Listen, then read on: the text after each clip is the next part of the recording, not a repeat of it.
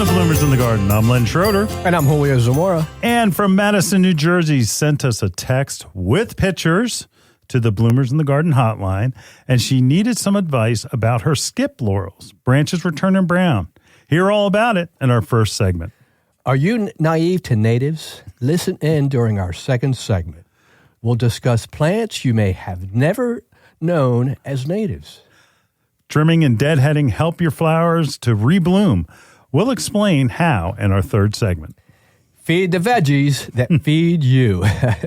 We'll give you a fertilizing guide during our fourth segment. What's Buggin You is back. Ready, Sam? Yep. I spotted lanternfly this weekend. It was bad. It was Really bad. Huh? Yep. Learn what they look like right now because they don't look like that gigantic thing that we have in the fall. But you look for them now because they may be on your vegetables, and you should spray them so you can reduce the population when they get full grown. Oh, gosh, yeah. So stay tuned, and we'll be right back in the garden right after these messages. Bloomers in the Garden is brought to you each week by Bloomers Home and Garden Center. Bloomers is an award-winning garden center just 20 minutes from Philadelphia. Bloomers has been providing expert advice turning brown thumbs green for over 30 years. At Bloomers, we want you to ask us every question, even if you think it's silly. We share information in a friendly, non-judgmental way that is meant to teach and spread the joy of gardening. Visit Bloomers Home and Garden Center in Washington Township, Gloucester County. For directions, go to bloomers.com, and we'll see you in the garden. Fertilome's Triple Action contains 70% neem oil and 0.25% pyrethrins as a concentrate and ready to spray. It is an insecticide, fungicide, and miticide labeled to use on vegetables, fruits, nuts, herbs, spices, and ornamentals. This organic OMRI-listed product controls a wide variety of insect pests and diseases, including aphids, scale, spider mites, whiteflies, rust, leaf spot, and powdery mildew. This insecticide is an all-in-one bottle that will cure just about any problem you may run into throughout the year. Fertilome's Triple Action has been helping gardeners across the country for years. Best to apply in late evening and early morning hours.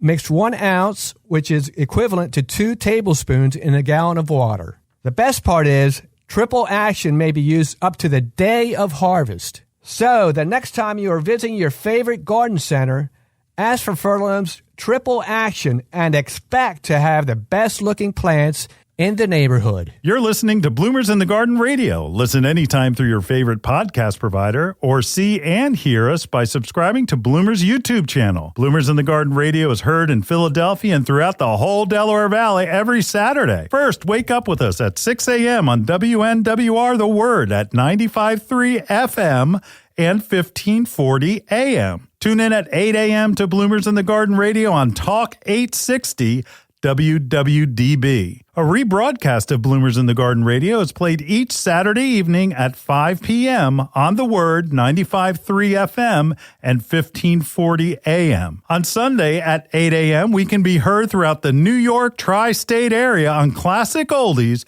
1250 AM WMTR. Thanks for listening, and we'll see you in the garden. Welcome back to Bloomers in the Garden. Anne from Madison, New Jersey. She has beautiful skip laurels, except there were a couple of branches that had like dieback on them. And it was the individual branch, maybe like, 12 to 18 inches. Here's the text that she sent us. Hey, Julio, my skip laurels were fine in early spring. But now a lot of the leaves are turning brown and it looks like they are getting eaten by insects. What do you suggest? Ann, Madison, New Jersey. Thank you, Ann. Thanks, Ann. I just prune them back. I don't see insect damage on her foliage. A lot of times you'll see what's called shotgun disease, and it looks like somebody literally, and it's usually on the bottom, shot the plant with a shotgun because there are all these tiny little holes in it. They look like they're perfect holes. They are. They're perfectly round, and it does look like insects sometimes. But from the pictures that she sent, I don't think that that's it. And what happens is often, how often do we have this where it's like, no, it's an insect. It's like, but it's a disease. It's a disease. So Ann, you should spray them just to be on the safe side with a disease control. Mancozeb is a hard to say name. It's Mancozeb. Spell it, Julio. It's Mancozeb. It's available from Bonide and there are other companies that have that same active ingredient or that same type. The other one is Revitalize, where Revitalize is an organic biofungicide. Very cool. Very cool. Yeah. Very cool. One of our favorites. Right. Yeah. And because the whole industry of insect and disease and weed control is changing, they can't seem to get a good organic weed control that's selective. It's like you can get organic weed control that kills everything, but sometimes that's more dangerous than just the ones that are the chemical. Right. But with the insecticides and the disease control, definitely you can go with that Revitalize because it's a again they call it biofungicide, in that everybody's heard of BT, right? BT, Active ingredient, Julio, is Bacillus. Right. Oh my gosh. What's a long name? It's so long that it wouldn't fit in a Chinese phone book. So again, it is that same formulation of Bacillus, and that also is being seen in different types. So it's not Bacillus thuringiensis. So that's what BT is. It's other types of Bacillus strain that are used for disease control and insect control. It's pretty wide ranging, so I think it's a great thing, because that way it's like so many insecticides have been used for so long that sometimes they're just resistant to it. That, yeah, they get used to it. But in this case, the shotgun holes that you see are from it being just a bit too humid and moist. And have we had rain? Yes, we have. Yeah, and that it happens a lot. I remember getting them in from our nursery one time, and it was like, it's like, hey, I don't want these. It's the cut leaf variety. Cut leaf. And it's just one of those things that it does attack the skip laurels, and that sometimes you'll hear them cherry laurels, some Otto Lucan's laurel, and again that they're just those little holes. So, Ann, go to your local garden center, and you want the disease control to control the shotgun symptoms that you're having, because it is not an insect. And let me just say this too. It also affects things like peaches, where it's on the fruit, and it's these little circular hole that they're not whole. They're more like just brown spots, but they're about the same size as those holes that are in your leaf. There are other plants that get it as well. So this is going to be a wide-ranging label that you can use, and you'll use it for other things too. And being that it's organic, it's got a label that will be listed for many, many, many types of plant material. So Ann should have this as an arsenal, because for preventive, to prevent everything. Right, and it's fairly new. Yeah. So keep it in your garage, and this is something that we really never say very much. But you don't want to let this stuff freeze. So if you've got 40 degrees, that's fine, but you don't want it getting, like, if you have it in your garage and your garage gets the temperature of outdoors, like in January, you don't want these bottles freezing, because that reduces their effectiveness, and also separation from the amount of active ingredient versus carrier. And it's not a good thing. It's not a good thing. So you want to keep it in a place where it can be cool, but just not freeze. Yeah, just be aware of that. Yep. Little extra. A little extra in our first segment. Right. All right. We'll be right back right after this.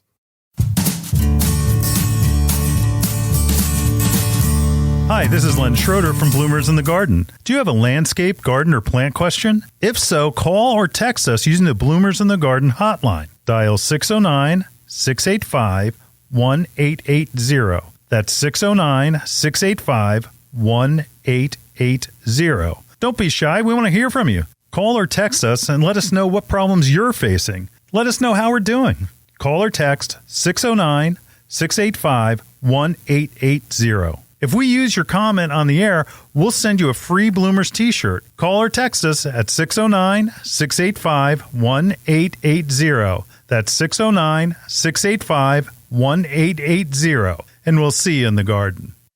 Wanting to up your game in the vegetable garden? With 90 years of organic gardening experience, the Espoma Company has you covered. Espoma Organic Garden Tone is not your average garden variety fertilizer. Garden Tone is especially blended for organic vegetable gardens. Its all-natural formula contains Biotone, a blend of organic ingredients that supplies essential nutrients for strong, healthy plants and mouth-watering vegetables. Its slow-release formula provides continuous feeding. The Biotone contained in Garden Tone is a combination of organic ingredients and beneficial microbes to help roots grow deeper and faster for bigger, more bountiful harvests. Garden Tone is simple to use and safe for people, pets, and the planet. No harmful chemicals or synthetic fertilizers are ever added. You can find Garden Tone at fine garden centers. Visit espoma.com to find a retailer near you. Garden Tone from Espoma, a natural in the garden since 1929. Last year, millions of Americans asked the internet about protecting their lawns and gardens. There's one simple answer: Bio Advanced. Because gardeners have trusted the Blue Bottle for decades. Invasive insects? Blue Bottle. Lawn fungus? Blue Bottle. Japanese beetles? Blue Bottle. A Bio Advanced answer for every question and guaranteed solutions for every problem. Bio Advanced. Get more from the Blue Bottle. Bio Advanced all-in-one rose and flower care controls insects and diseases, plus feeds. Welcome back to Bloomers in the Garden. Well, you hear a lot about natives, and you can hear a lot more. And because it's our favorite topic. And we've talked about it on the show how many times, Len? And it keeps coming and coming. It does. It does. And I'm a snob. It has taken me probably a decade to warm up to the whole concept of natives. You know, and you're still not there yet, or well, no, I think I'm there to a point, right? Where to what point? It's going to be horrible. All right, those of you out there in Radio Land, you know who you are. Sometimes the people that want natives are just so snobby. I mean, they're just like, oh no, I don't want that. That's not pure enough. It's like because we're talking about the difference between natives and nativars, but I get it to a point. So, okay. So why is this changing? First of all, it's hard for a garden center, or has been in the past, to separate their native plants with, regular plants because they weren't labeled very well. Got to give credit to Centerton Nursery again. That, obviously, we mention them all the time. Blue. They give free shirts to Aaron and Julio. I don't have a shirt. I do have a hat, though, but it's worn out. By the way, Blues, if you're listening, it's time to get Len a new hat. A shirt. But they have done a great job where they're labeling. And I don't know, Aaron, are you able to get close to that stuff behind us? Yeah. So they have it labeled where it separates so that it becomes a category within the garden center. And again, I am a horticulturist retailer. So I don't stay in business unless I sell stuff. But so I don't get to practice what I love to do unless we sell things. And if it's hard to sell because other people will look at it and like, oh, no, I don't want that. But with the way that Centerton has really placed it out, it's called Blue Label True Blue Native Perennials and Shrubs. And it has that silver label on it.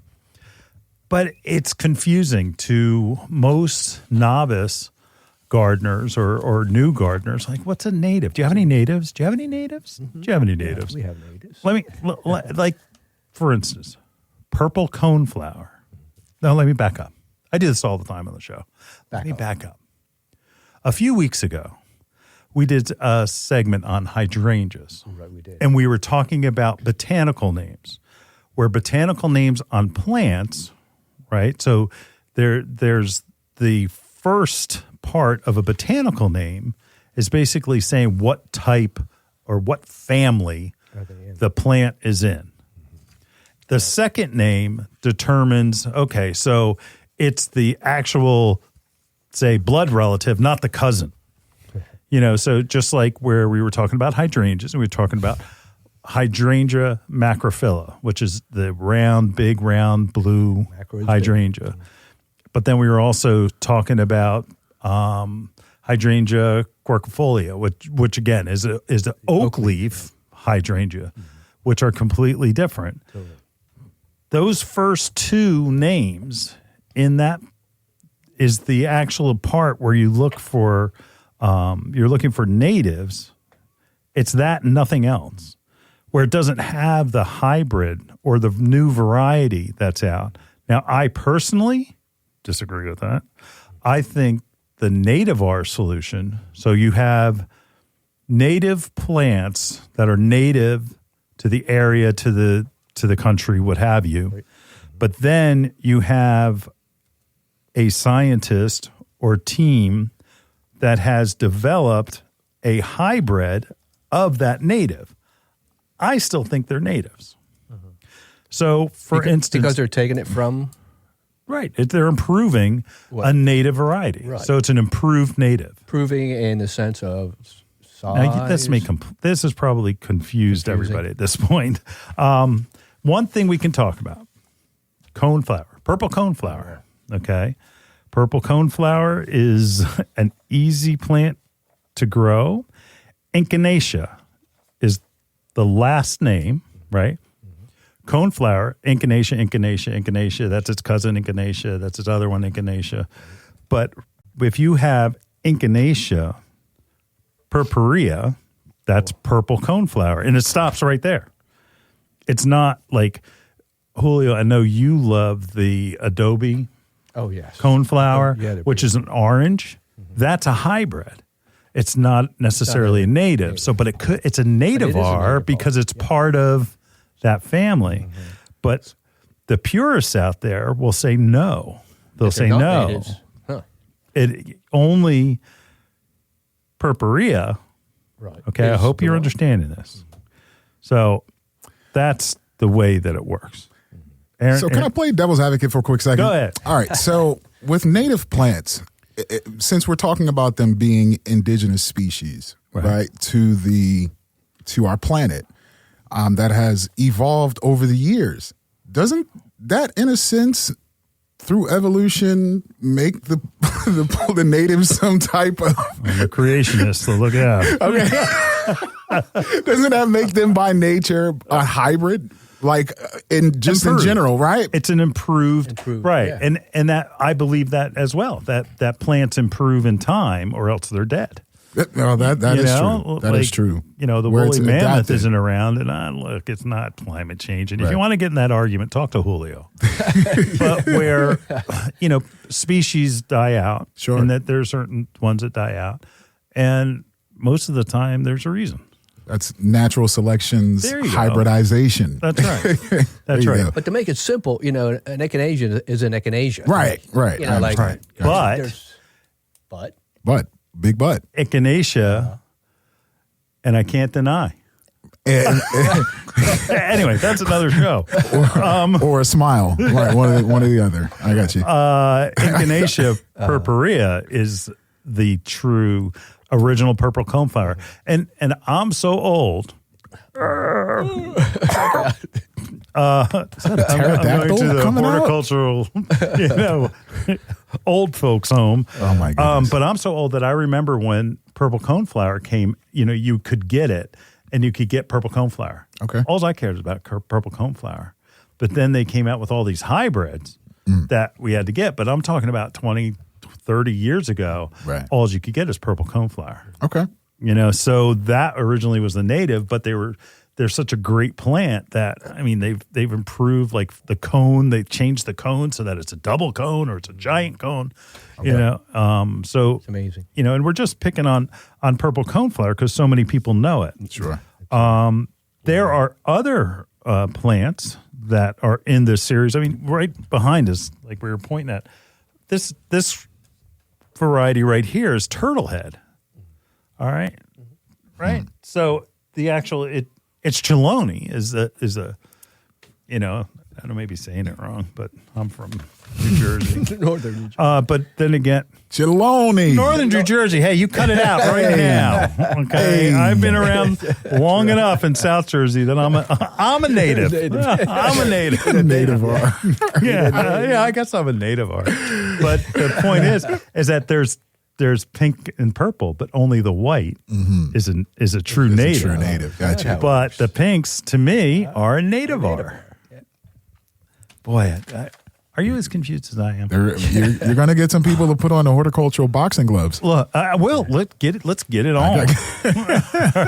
But that where I want people to call in if they want more clarification. Yes, please give the number to the hotline. That's 609-685-1880. I see. I almost gave myself.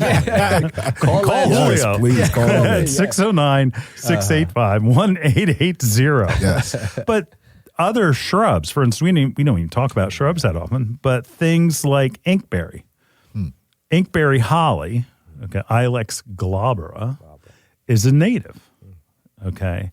But as soon as you go to like shamrock, you know, then it's a native R, but it's a better variety.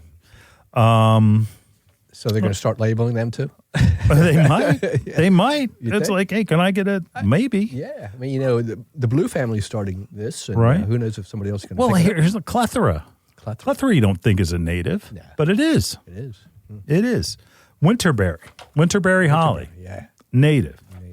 Itea grows in water basically, and grows in all types of areas. A native.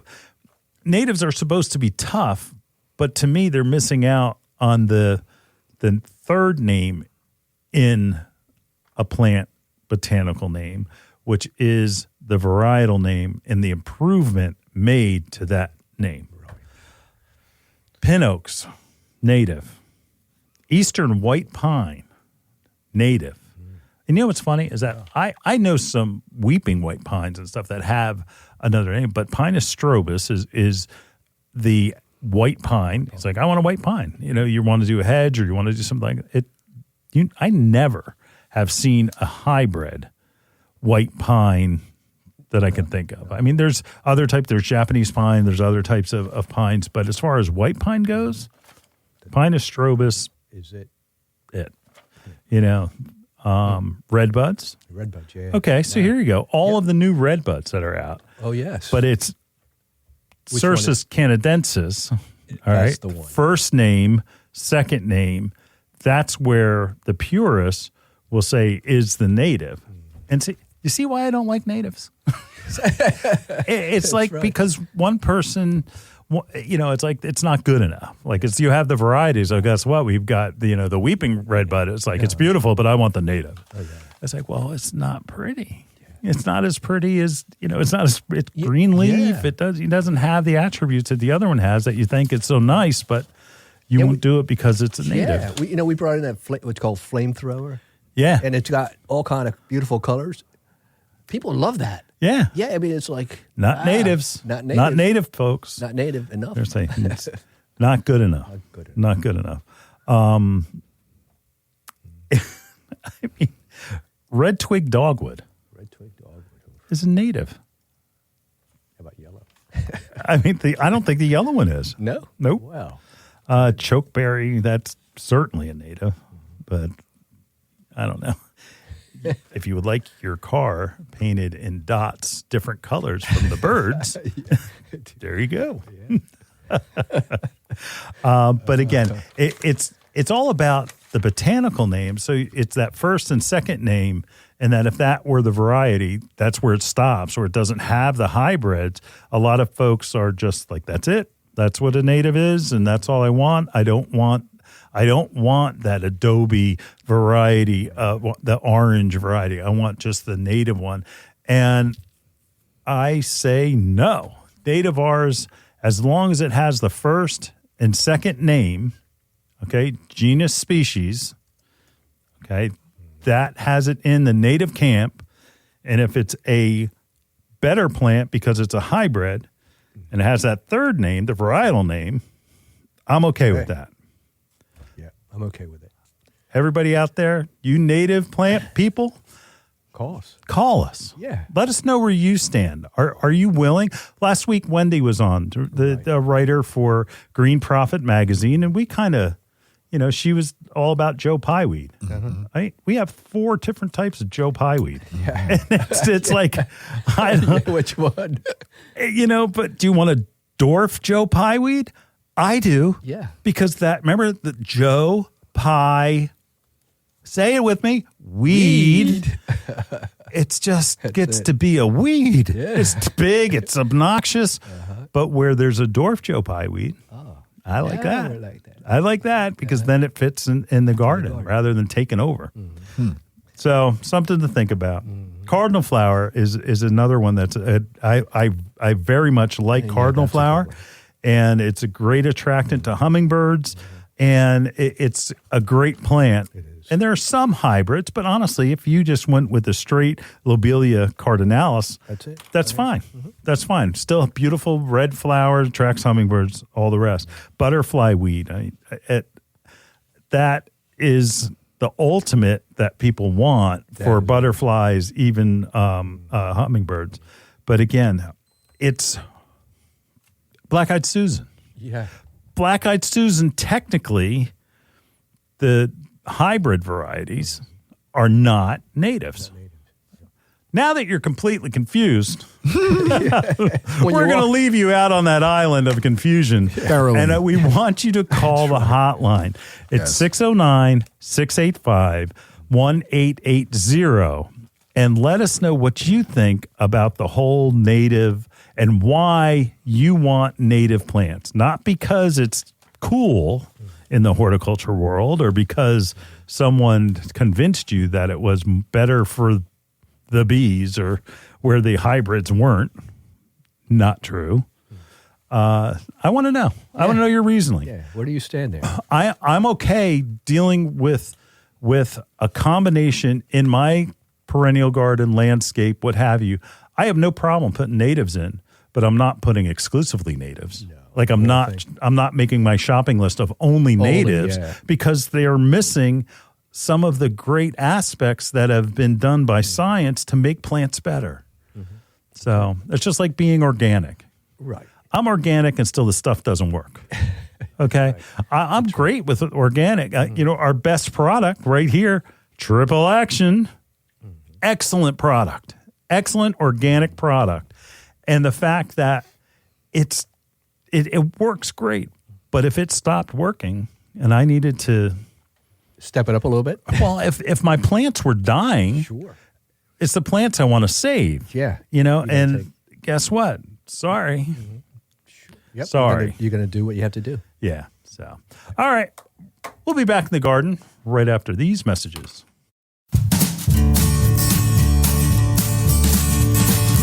We are proud to announce that Bloomers in the Garden has partnered with Renewal by Andersen of Greater Philadelphia, Delaware, South Jersey, and Southern Maryland. Renewal by Andersen is the top window and door company in the United States, specializing in replacement windows and doors. You might be thinking right now, what the heck do windows have to do with gardening? Well, Renewal by Andersen makes this beautiful garden bay window that's energy efficient and made from recycled materials. It's perfect for growing the finest indoor plants possible. When you are looking out your windows filled with plants in your beautiful garden, you don't want to see old windows that are cloudy, warped, or even rotting. That's why people in the horticulture community love Renewal by Andersen. Not only do we want our gardens to be beautiful, but their homes as well. Renewal by Andersen participates in horticultural events such as flower shows, earth days, and eco fairs. To get more information and set up a free home consultation, please visit www.philadelphiawindow.com.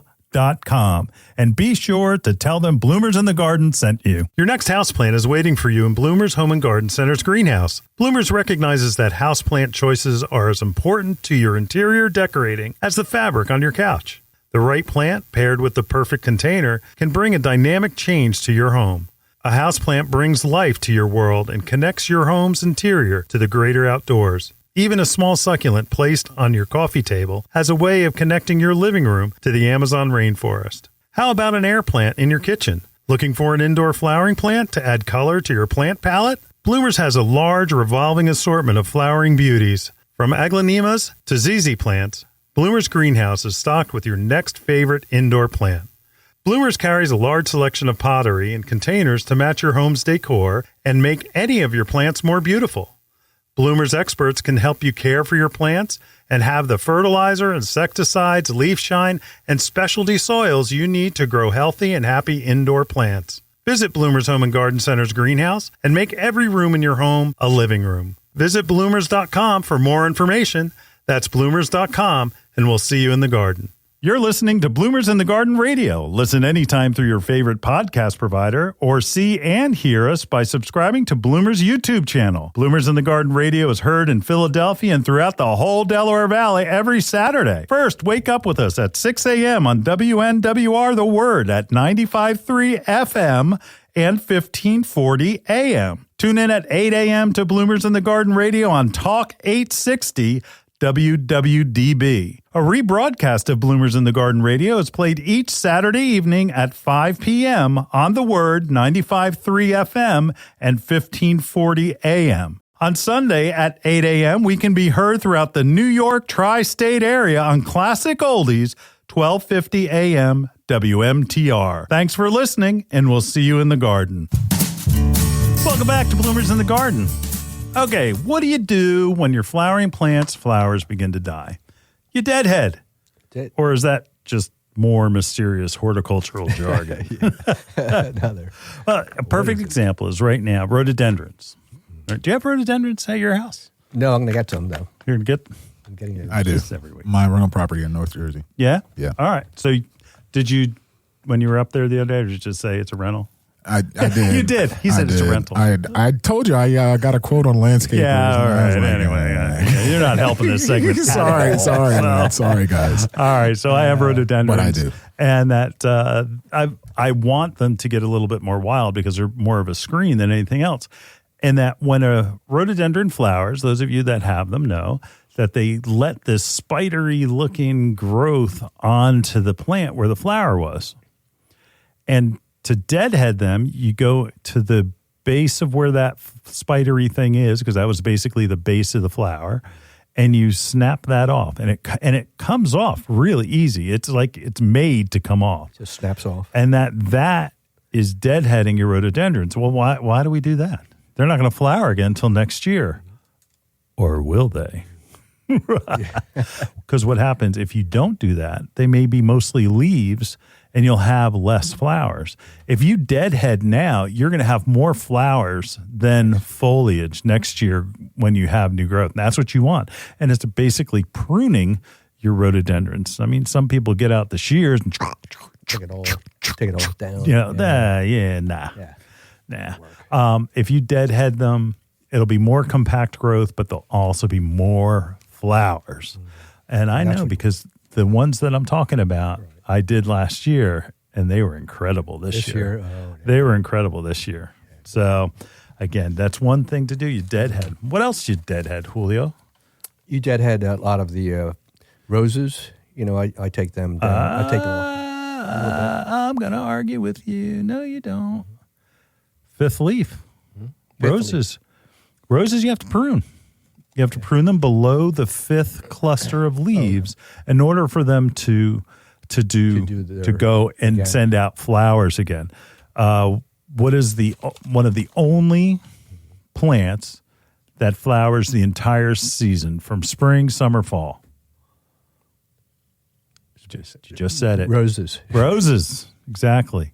And to get them to bloom, you take instead of doing like just the tips, like the rose to hips that come out, you got to go down and you count. There's a cluster of leaves here, 1, 2, 3, and then there's another cluster, 1, 2, 3, 4, 5.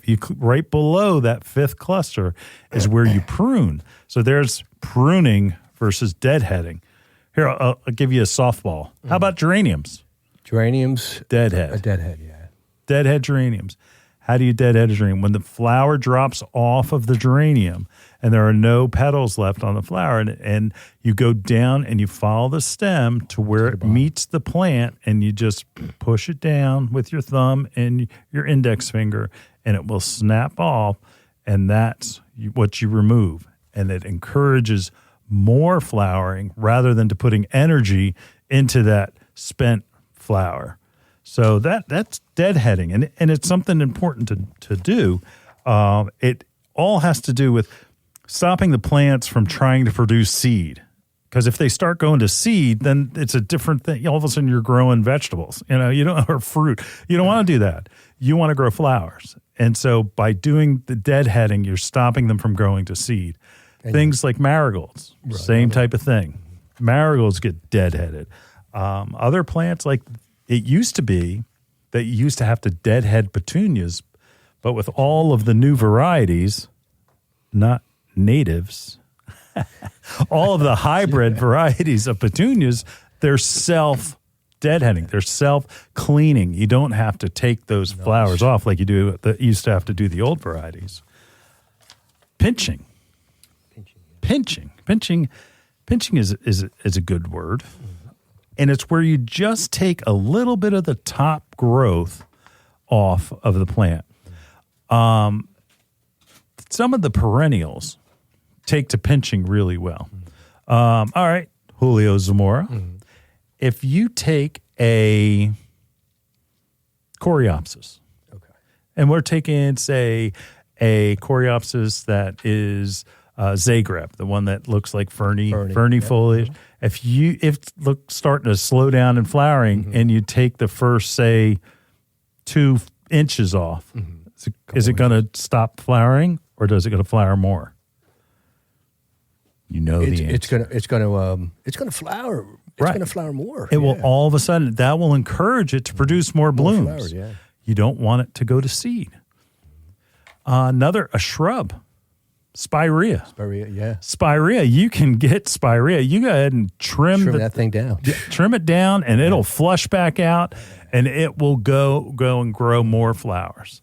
A lot of times where perennials, especially because they're an herbaceous plant, a lot of the annuals that when you pinch or you deadhead them, that helps them produce more flowers. More flowers. There you go. How about coneflower? Talked about coneflower a lot. You're going to want to deadhead coneflower because the energy of the plant goes in all right, let's face it. It's all about sex, Julio. Yeah. Plants want to go and reproduce. Yep. Okay? And that there's a lot of energy that gets put into that seed that they're trying to produce, they're trying to put out. Now, if you deadhead them, it stops that whole process, and then they want to put out more flowers, so they have the process all over again. All right, birds and the bees today. A little bit. But again, it's going to be about deadheading and trimming and things. It's about not cleaning up and having it look pretty in the shape, but actually stopping the flowers from maturing to seed heads. We don't want that. Roses, same thing. Rose hips, you don't want them to go to rose hips. So pruning them to past the 5th leaf is going to encourage more blooms. Ultimately, that's what we want. We want to have more flowers. So you got to prune. That's right. You got to pinch. You got to deadhead. Right. And by the time they get to needing to be deadhead, the pollen is gone. The nectar is gone, and that they're going to seed. So you want to pinch that out, or you want to deadhead it and get rid of it, so that it produces more flowers, more pollen, more nectar, so that the plant is more productive. Yeah. Beautiful. Right. Yes. Anything to add? Come on, Hul. Let me tell you, you've got to know when to do this too, and to let the folks know out there that, you have to do this, I think is important because, you want to continue the flowers. I mean, I do. Right. Oh, yeah. I mean, like when you pinch the spent flower heads off, like dahlias, for instance, dahlias will just zoom at zinnias. Zinnias, same thing. Salvia, cosmos, yeah. And it helps them to become more and more floriferous. Did that sound good? No, it's a word somewhere. Wow. Yeah, I can't spell it. Is that an SAT word? Yeah. I didn't learn that one. There it is. I only went to schools that did not require the SAT. Anyway, like high school. Was it ISEE, all that other stuff, man? Stop. Anyway, but it's important to pinch, to trim, and to do all the things. And we're not talking about shaping and making it smaller or anything like that. We're just talking about right now, we're just talking about the flowers. itself. And that's it. All right. We'll be back in the garden right after this.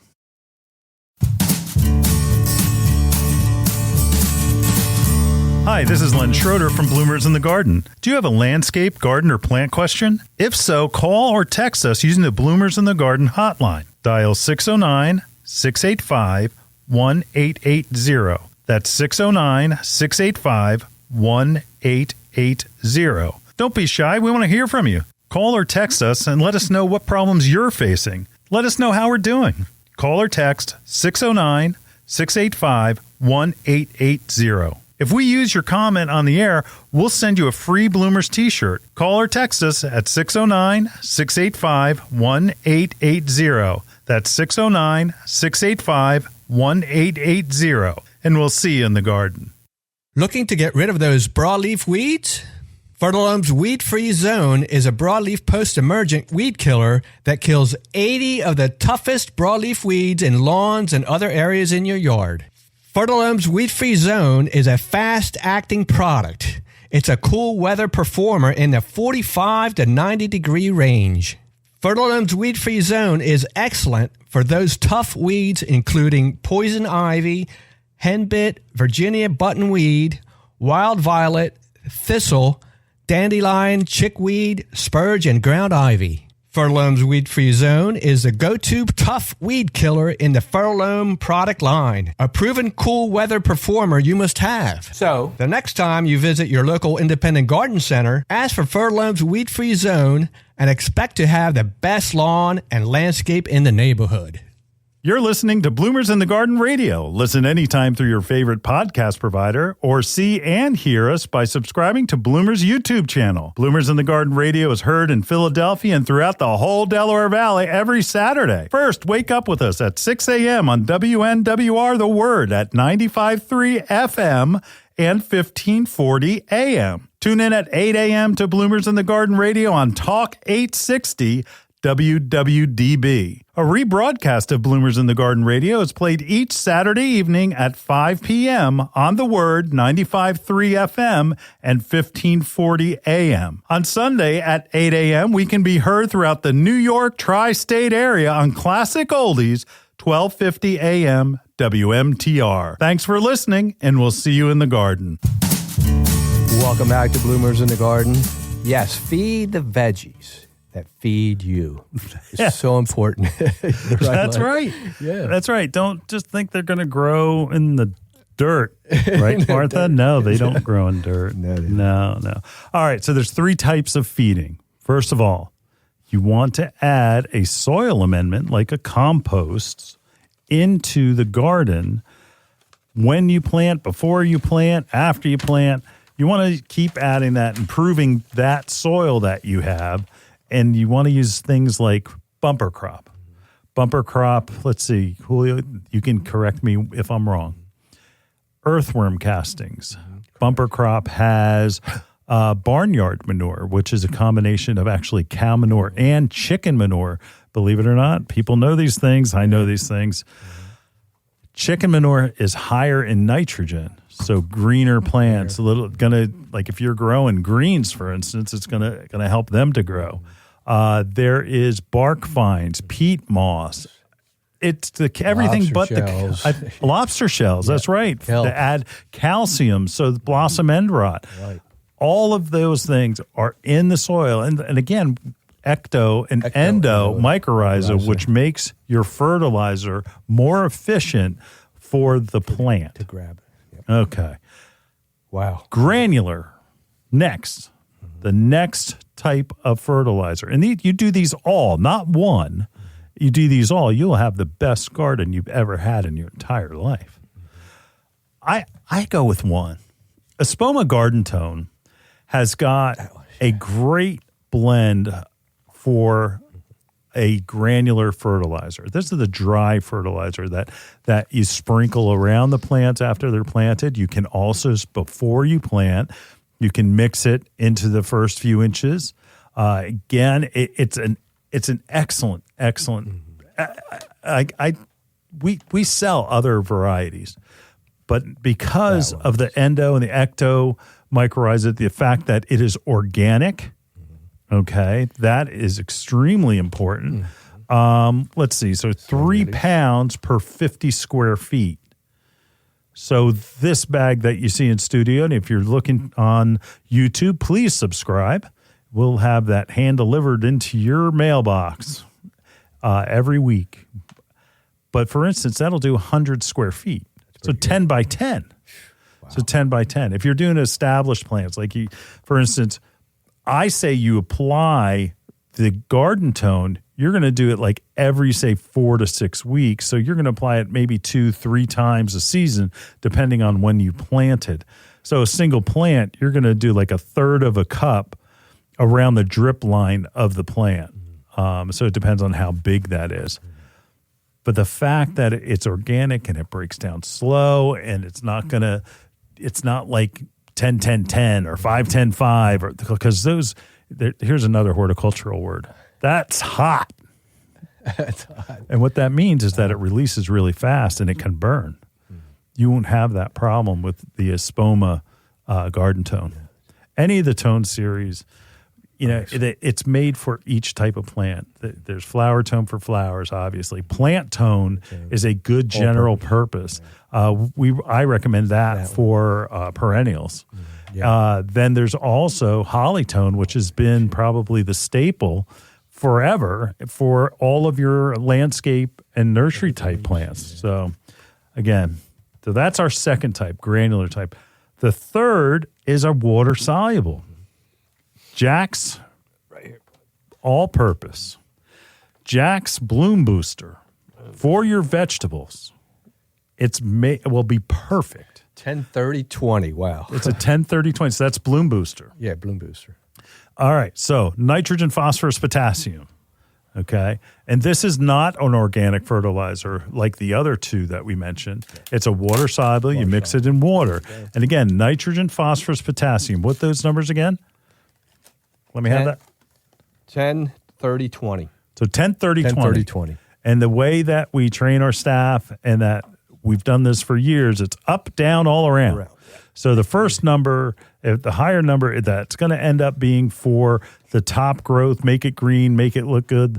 The second number is to build roots. Okay. The third number is all around to make it's going to flowers and roots, and it'll do everything. But out of proportion, they aren't going to, you don't want to get just a high number for the first number, because then it'll be too tall. That there are two varieties. The 20-20-20 has been the standby for decades. And that if you're doing a water soluble for the first time, I suggest you use 20-20-20, and you can do it for all of your vegetables. You also can do it for all of your flowering plants and even your shrubs, perennials. It'll be fine. And you want to use that every 2 weeks, because it's not something that is going to break down over time. When you mix that water in there, it's ready to go. And basically, it's ready to eat. Yeah.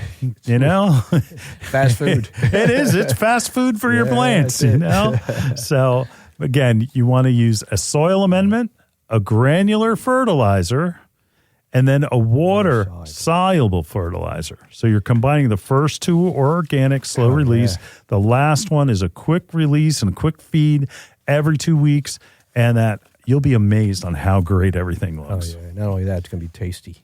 Tasty. That's right. All of a sudden, you see those guys, I had a tomato that was the size of my truck. That's because they're feeding it. That's because they're feeding it right, and they've chose the right varieties. Right. All right. If you've got questions, call the hotline, 609-685-1880. We'll be right back right after this.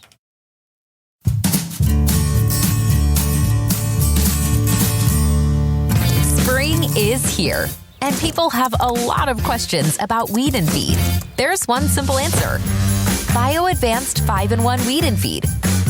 Just one application kills lawn weeds and prevents new weeds and crabgrass up to 6 months. And if crabgrass is already growing, it kills that too. Plus, 5-in-1 feeds and greens your lawn. Bio Advanced 5-in-1 Weed and Feed. Get more from the blue bag. Here's the dirt on potting mixes. They're not all created equal. Espoma Organic Potting Mix gives roots the ideal balance of air and moisture. It contains a special blend of beneficial mycorrhiza to help grow stronger roots, bigger plants, and more bountiful blooms. Try Espoma Organic Potting Mix indoors and out for all your potted flowers, vegetables, and you'll see why it's the best. Visit espoma.com for a retailer near you. Organic potting mix from Espoma, a natural in the garden since 1929. Your next houseplant is waiting for you in Bloomer's Home and Garden Center's greenhouse. Bloomers recognizes that houseplant choices are as important to your interior decorating as the fabric on your couch. The right plant, paired with the perfect container, can bring a dynamic change to your home. A houseplant brings life to your world and connects your home's interior to the greater outdoors. Even a small succulent placed on your coffee table has a way of connecting your living room to the Amazon rainforest. How about an air plant in your kitchen? Looking for an indoor flowering plant to add color to your plant palette? Bloomers has a large revolving assortment of flowering beauties. From aglaonemas to ZZ plants, Bloomers Greenhouse is stocked with your next favorite indoor plant. Bloomers carries a large selection of pottery and containers to match your home's decor and make any of your plants more beautiful. Bloomers experts can help you care for your plants and have the fertilizer, insecticides, leaf shine, and specialty soils you need to grow healthy and happy indoor plants. Visit Bloomers Home and Garden Center's greenhouse and make every room in your home a living room. Visit bloomers.com for more information. That's bloomers.com, and we'll see you in the garden. And now it's time for What's Buggin' You? Finally, I'm a beautiful butterfly! Not these things. Yeah. So I was walking through the park one day. Danielle and I saw a tree of heaven stained with black soot, and I knew what it was. Danielle did not want to hear what it was, but it's a stupid spotted lanternfly, and they were all over it. And they had hatched, and they were in their second and third instar stage. All right, what does that mean? Instar stage. It's horticulture jargon to show that we're smart. Anyway, what it means is that they don't look like the winged, what do we call that? The lingerie look. Oh, when it's full grown. The moo look. The moo look? Yeah, that's what they call them. All right. So where it looks, it's got the spotted wings and it's got that little, peekaboo red mark on it. It's not that. That's the adult. But it's the little ones where they're a black insect, looks nothing like the adults. And it's spotted with white. And they were all over it. And it was a tree of heaven, and it was all over it. And it's time to spray. Look for them in your garden near you. Roses, absolutely. And start looking for them. That these are little insects. They're probably about 1/4 of an inch, maybe smaller. And they have white spots on them. And that those are the spotted lanternfly. So what do? You spray them. Julio, I've got spotted lanternfly. What should I do? Okay, you got to spray these guys. You got to, you got some options here. Tell me. Captain Jack's is one of the ones that we have. Captain here. Jack's Dead Bug Brewer, yes. Organic. Ooh, and works.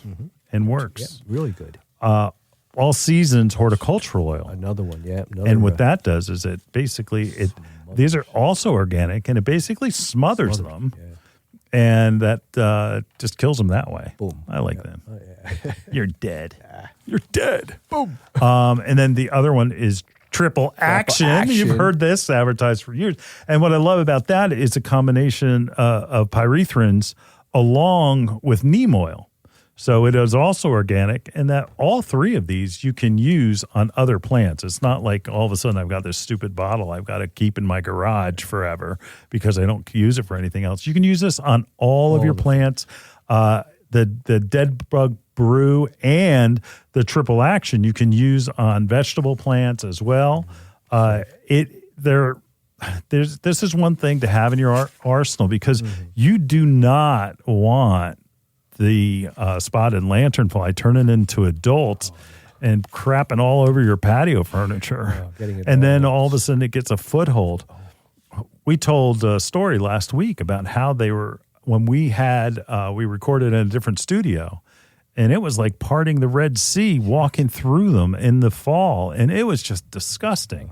I think we talked to Wendy. Aaron, we were talking to Wendy about this, right? Where we were talking about the fact that the spotted lanternfly, that it came from China. On a pallet of stone, and that our insects are competitive insects, our birds. They didn't know what to make of these things, but now they are actually starting to eat them and kill them, and I think they're reducing the population. But don't count on them alone. You got to give them some help, and you got to get them off of your plants because honeydew, that we talk about all the time, that honeydew is a real problem as they get older. Plus, they also can come in mass. I mean, it's like, locust. But again, look for the black insect with little white spots, and then it goes from this stage, it turns actually red from black, has those white spots and has a couple of stripes of black in it. So it changes throughout the season. Once it hatches, it changes 7 times from the time the eggs hatch. So it looks kind of different. But right now, it's going to be black with white spots, and then the next stage is going to have red in it with white spots. Yeah, that'll be more visible because they're larger too. Yeah, they are larger, but spray them. Yeah. Kill them. Get rid of them. Get rid of them. Yeah. Get rid of them. All right, we'll be back in the garden right after this.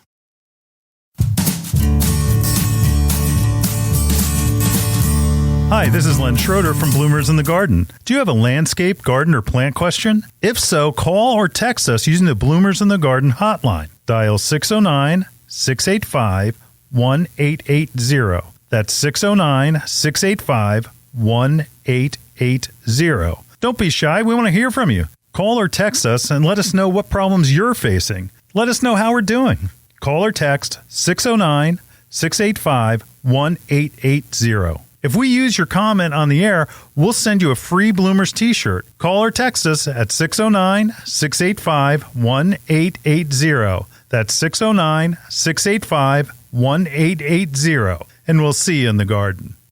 Here we are. Wow, that's amazing. Another show in the can. Yeah. Hey, if you've got questions about today's show or any other topic, call the hotline at 609-685-1880. Lots to learn. Lots to learn. Gosh. Yeah. We're going to be right back this time. And please, when you go to our YouTube channel, subscribe. Subscribe to our podcast, please. Give us some reviews. 5-star reviews. There you go. We'll see you right here in the garden next week. We'll see you in the garden. See you in the garden.